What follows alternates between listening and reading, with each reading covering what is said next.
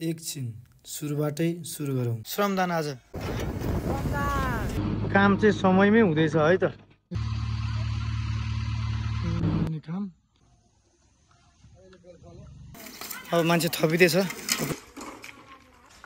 यहाँ लगभग चाहिँ 10-12 जना जति छन्। बुढी हजुरआमादेखि लिएर महिलाहरू, हाम्रो दिदीबहिनीहरू सबैजना मिलेर काम गरिरहेछौँ है। यहाँनिर चाहिँ अब जति पनि काम गरेका छौँ आज भोलि हिजो 3-4 दिन भयो गरेको देख्नु पाऊँ। यो कुराको जिम्मेवारी चाहिँ हामीले केशवलाई दिन्छौँ। यो कुराको जिम्मेवारीलाई चाहिँ पुरा वहन गर्नको लागि हार्दिक अनुरोध गर्दछौँ।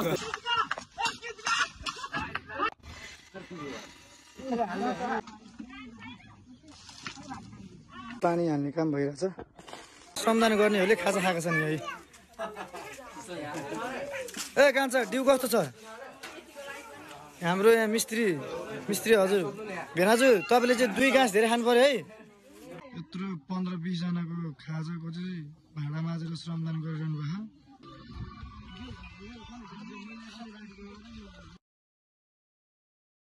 हामी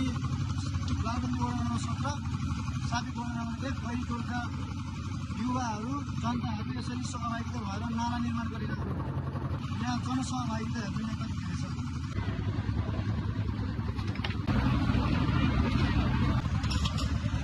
भइरहेछ हुन्छ।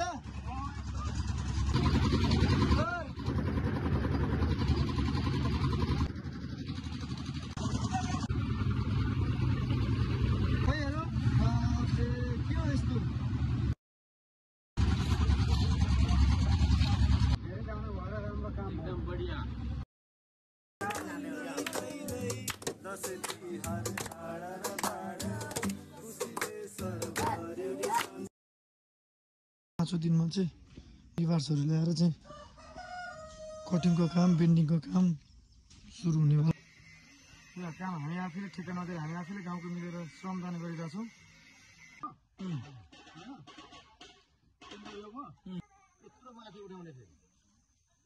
यो 1.5 इन्ची भयो अनि 1.5 इन्ची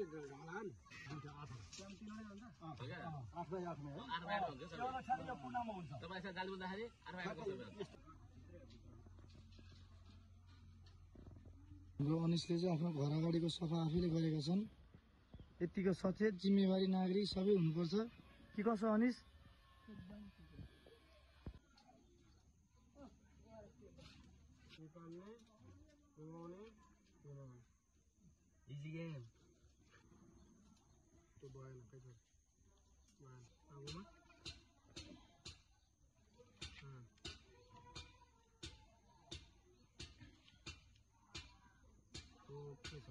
ओके छ अङ्कल।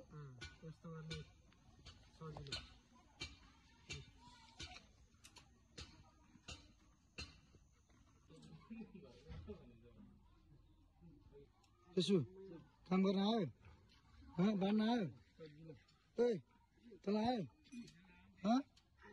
आयो? ओइ सचिन तल आयो? ल ठिक छ।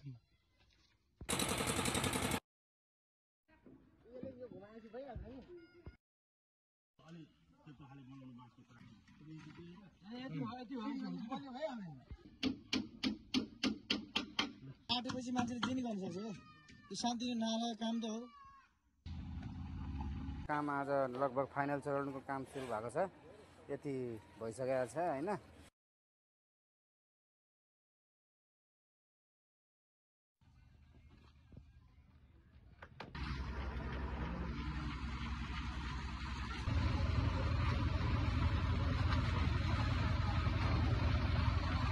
काम भइरहेछ यहाँ 1 घण्टा ढिलो भयो।